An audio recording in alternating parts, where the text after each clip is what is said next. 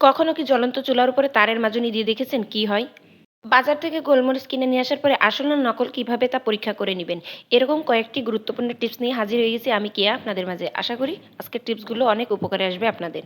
পুরো ভিডিও দেখার অনুরোধ রইল। ভালো লাগলে লাইক কমেন্ট শেয়ার করে দিতে পারেন। নতুন বন্ধু হলে সাবস্ক্রাইব করে এ ধরনের টিপস ভিডিও পেতে পাশে থেকে যেতে পারেন।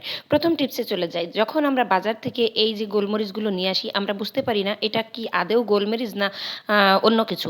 তো কিভাবে পরীক্ষা করবেন দেখেন, এরকম পানির মধ্যে ছেড়ে দিবেন। একটা বাটি, কাচের বাটি নিবেন, এতে করে সুবিধা হবে পরীক্ষা করতে। তারপরে পানির মধ্যে ছেড়ে দেওয়ার পরে এটা একটু নাড়াচাড়া করাবেন। তো পর্যাপ্ত পরিমাণে নাড়াচাড়া করাবেন, কারণ অনেক সময় যেগুলো শুকনা থাকে ভেসে থাকতে পারে। তারপরে পর্যাপ্ত পরিমাণে নাড়াচাড়া করার পরেও দেখবেন যেগুলো ভাসছে, ডুবছে না, সেগুলো ভাজ আছে, অর্থাৎ সেগুলো গোলমরিচ না। কিন্তু যেগুলো ডুবে গেছে সেগুলো কিন্তু অরিজিনাল গোলমরিচ। দেখতে পাচ্ছেন আমার এখানে কতগুলা ভেসে আছে, এগুলো কিন্তু গোলমরিচ না, এগুলো বিভিন্ন রকম বীজ। তো এটা পেঁপের বীজ হতে পারে বা এটা অন্য কোনো যে কোনো বীজ হতে পারে। তো এই বীজগুলো দেখবেন কিছুক্ষণ পরে চাপ দিলে এর খোসা উঠে যাচ্ছে। তো এভাবে পরীক্ষা করে নিতে পারেন, আশা করি উপকারে আসবে। টিপস হচ্ছে ফুলকপি নিয়ে। তো ফুলকপি আমরা ফুলের অংশ খাই, এটা সচরাচর সবাই খাই, সবাই জানে। কিন্তু আমরা কখনো ডাঁটার অংশ খাই না। তো আজকের টিপসটা হচ্ছে এই ডাঁটার অংশ খাওয়া নিয়ে। আপনারা ডাঁটার অংশটা বিভিন্নভাবে খেতে পারেন। ভাজি করে খেতে পারেন বা আপনারা ডাল দিয়ে, বুটের ডাল দিয়েও রান্না করে খেতে পারেন। আমি এখানে ভাজির জন্য কুচি কুচি করে নিচ্ছি। তো আমি যেভাবে করছি আপনারা যদি না খেয়ে থাকেন, এই যে নরম যে ডাঁটার অংশগুলো থাকে এভাবে ছোট ছোট করে কেটে নেবেন। এইগুলো দেখেন আমি কিভাবে কাটছি। এভাবে কাটার পরে এটা যেগুলো থাকে যদি একটা ফুলকপি থাকে, তো একটা ফুলকপি থেকে কিন্তু একবারের জন্য অনেকগুলা ভাজির জন্য বের হয়। তো এখানে আমি যেগুলো নরম অংশ আছে সেগুলো নিচ্ছি। একেবারে নিচের যে অংশটা শক্ত সেই অংশটা নিতে যাবেন না। একেবারে নরম যে অংশগুলো আছে, মানে ২টা ধাপ ৩টা ধাপ, এই ২টা ৩টা ধাপ নেওয়া যাবে। তো এখানে কেটে নিলাম। নেওয়ার পরে এটা আমি কিভাবে রান্না করব আপনাদের দেখিয়ে দিচ্ছি। তো আপনারা এভাবে যদি রান্না করেন দেখবেন অনেকটা স্বাদ হয়, অনেকটা খেতে কিন্তু ভালো লাগে। এই যে ছোট ছোট করে কেটে নিয়েছি, এটা আমি এখন ধুয়ে এটা প্রেসার কুকারে বসাবো। আর প্রেসার কুকারে একটা সিটি দিব। তো লবণ দিয়ে নিলাম আর পানি দিয়ে নিলাম, দিয়ে আমি একটা সিটি দেওয়া পর্যন্ত অপেক্ষা করব। তারপরে এটা আমি ভাজি করব। বন্ধুরা আজকে আমি দিনের বেলা ভয়েস ওভার করছি, যার কারণে আমার বাইরের সাইড থেকে অনেক বেশি শব্দ হচ্ছে। তো প্লিজ আপনারা একটু ইগনোর করবেন। আর দেখেন প্রেসার কুকারে আমি একটা সিটি দেওয়া পর্যন্ত অপেক্ষা করার পরে একটা সিটি দেওয়া হলেই এটা আমি নিয়ে ভাজি করব। তো এইরকম ভাজি করে খেয়ে দেখবেন অনেক বেশি টেস্টি লাগে। তাছাড়াও আপনারা বুটের ডাল দিয়েও রান্না করে খেতে পারেন, এটাতেও কিন্তু অনেক বেশি স্বাদ হয়। আর এভাবে আমি প্রথম ট্রাই করলাম, তো করে দেখলাম খুবই ভালো লেগেছে, যার জন্য আপনাদের সাথে শেয়ার করা। তারপরে চলে যাচ্ছি পরবর্তী টিপস। তো দেখেন এই যে এরকম যে ফ্লাক্স বা আমাদের ঘরে থাকে যে পানির পটগুলা বাচ্চাদের দিই স্কুলের জন্য, তো দেখবেন কিছুদিন পর পর এটা বেশ দুর্গন্ধ হয়ে যায়। তো এটা কিভাবে পরিষ্কার করবেন আর কিভাবে পরিষ্কার করলে খুব ভালো পরিষ্কার হবে দেখেন। আমি এখানে তার জন্য কিছু পেপার ছিঁড়ে নিয়েছি, আর এখানে পেপার সাদা যে কাগজগুলো আছে সেগুলো নিতে পারেন। সেগুলো নিয়েই আমি এই পেপারগুলো যেগুলো ছেড়ে নিয়েছি এগুলো আমি হচ্ছে সবগুলো এই বোতলের ভিতরে দিয়ে দিচ্ছি। আর শুধু পেপার নয়, এর সাথে আমি অ্যাড করব আরও একটা জিনিস, তা হচ্ছে লবণ অ্যাড করব। এর মধ্যে দিয়ে দিলাম আমি ১ চামচ মতো লবণ। এখন লবণ আর পেপারের সাথে একটু পানি দিয়ে এটা বারবার করে ঝাঁকুনি দিতে হবে। এর সাথে আরেকটা জিনিস দিতে হবে, যে লিকুইড যেটা আছে আমরা যেটা থালা বাসন ধোয়ার জন্য আর কি ব্যবহার করি, এটা দিয়ে দিলাম। আর একটু গরম পানি দিতে হবে, উষ্ণ গরম পানি। এরপরে এটা দিয়ে কিছুক্ষণ ঝাঁকুনি দিলে এর ভিতরের যত ব্যাকটেরিয়া আছে, যত ময়লা আছে সব কিন্তু বেরিয়ে আসবে, মানে পরিষ্কার হয়ে আসবে। তো এটা একটা সহজ পদ্ধতি, একটা ইজি পদ্ধতি। তো এটা কিছুক্ষণ ঝাঁকুনি দিতে হবে। এরপরে আমি গরম পানি দিয়ে ধুয়ে নিচ্ছি।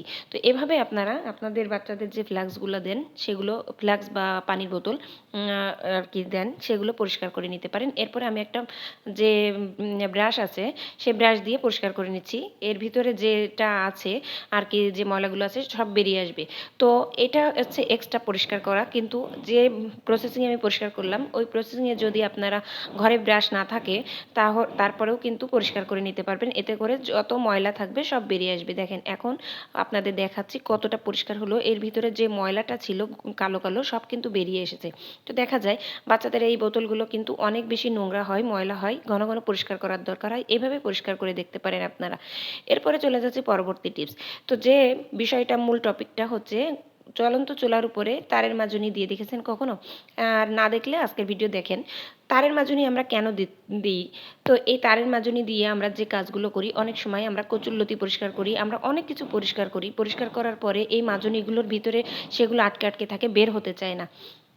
তো এগুলো বের করার জন্য অন্য কোনো উপায় নেই, এটা একমাত্র চুলার উপরে দিয়ে এটা পুড়িয়ে নিতে হয়। আর চুলার উপরে পোড়ানোর পরে দেখবেন যে যেখানে আগুন ধরে উঠছে এটা কিন্তু মাজনিতে ধরছে না, এটা হচ্ছে এর ভিতরে যত ময়লা আছে, মানে এই যে কচুরলতিগুলো পরিষ্কার করি আমরা, বিভিন্ন রকম জিনিস কিন্তু পরিষ্কার করি, তো করার পরে এর সাথে ময়লা আটকে আটকে থাকে। এছাড়াও আমরা যখন তেলকাশটা কোনো কিছু পরিষ্কার করি এটাও কিন্তু আটকে থাকে, এটা পরিষ্কার হয় না। যখন এই মাজনিটা চুলার উপরে দেওয়া হয় এটা কিন্তু পুড়ে যায়।